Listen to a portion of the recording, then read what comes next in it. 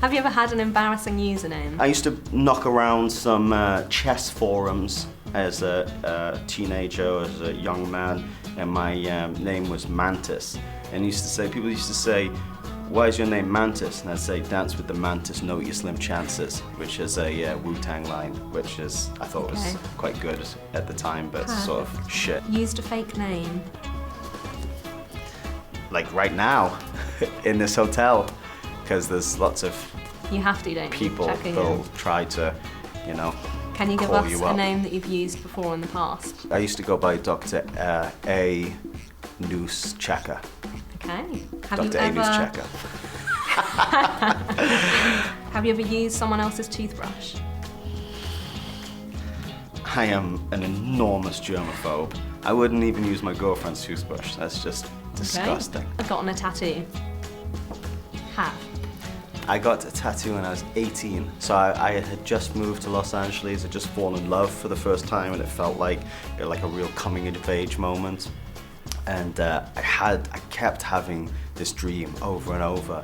Like maybe had it a dozen times of the tattoo that I have on my back in exactly the position. Whilst I was having the tattoo done at 11 o'clock in the morning, I said, she said, you know what we should do? We should go to Vegas and get married. And I said, oh, that sounds like a jolly nice idea. So we drove to Vegas and got married. So that ended up being my wife. So that tattoo ended up being a really bad idea for many reasons. Have you ever driven a motorbike? Have.